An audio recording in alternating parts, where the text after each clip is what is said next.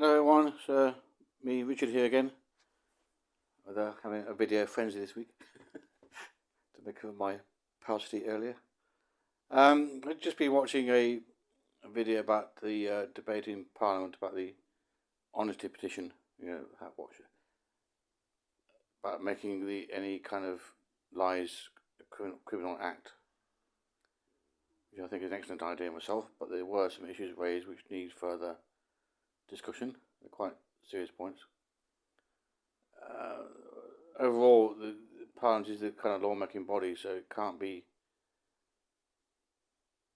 always subject to the law as one might wish, because there's kind of technical issues with being lawmakers and be subject to the law at the same time. It's a bit dodgy, bit of a grey area. But the concern raised by Chris Bryant about he was suing, or not suing, he was using parliamentary privilege to say that Roman Abramovich was should be investigated, I think, or words to that effect.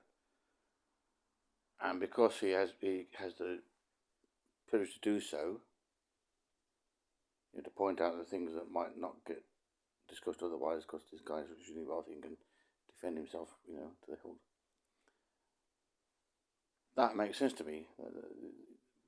So his concern was if he made lying criminal act, that someone like an oligarch would then sue the accuser in order to embarrass him or to stress him out or to, make him financially embarrassed or just in the score, just to use the law against him in an abusive manner.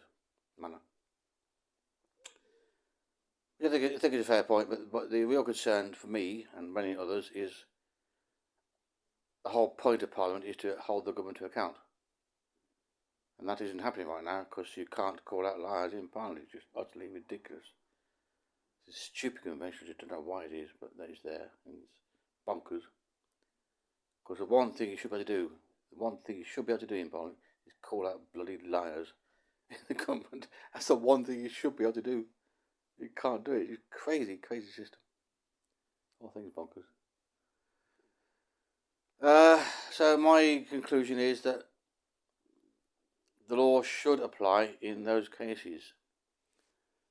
So, in other words, MPs should be able to call out liars, should be able to, legally, or be legally bound to do so, in fact, because it's their duty to do so, to hold the government to account. So if they don't call out liars, they may be negligent. So they should be definitely supported legally to do that, absolutely. But perhaps you could be trained to just the House, Parliament itself. So only MPs can call out liars.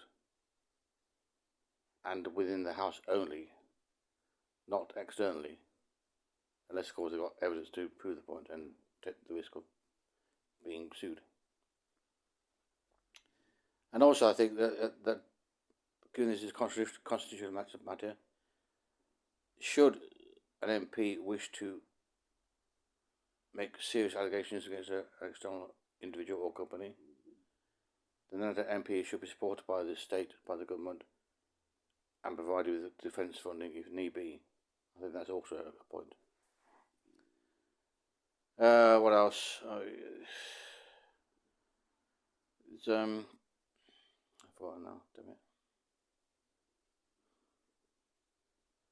Yeah, sorry. Yes, there's another Robert Ford, an MP. He questioned why we're going to have lying in Parliament illegal.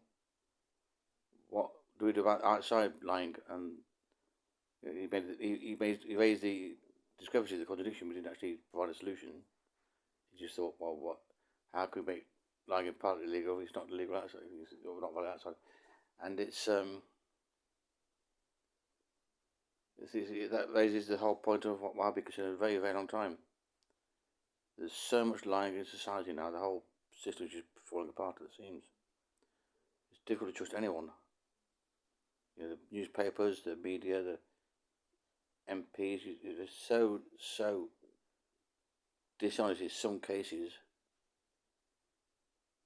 They tell you the whole lot. You know, one bad apple does ruin a barrel, in the sense of perception, at least. You know, the smell. So, my argument being there should be a kind of honesty law, which means that all public statements should be accurate. That includes advertising and media people, absolutely, because they influence people in big ways. You got Boris Johnson being, a columnist again, he's got his own articles. Sorry.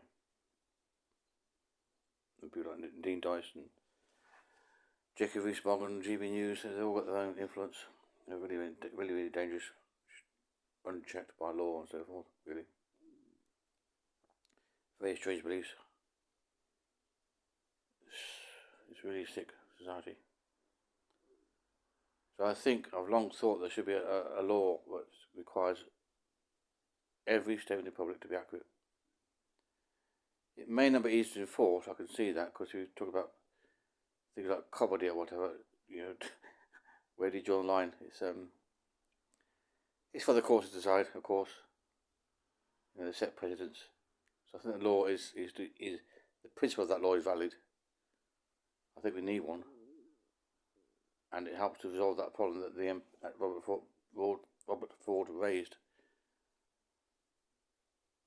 That yes, MPs should be held to account in Parliament and accused of lying if need be, and outside Parliament if need be, because if they lie in public, they will have broken the law. So I think that's the way forward myself. Long thought that, hence my video. I want to get my points across, of course.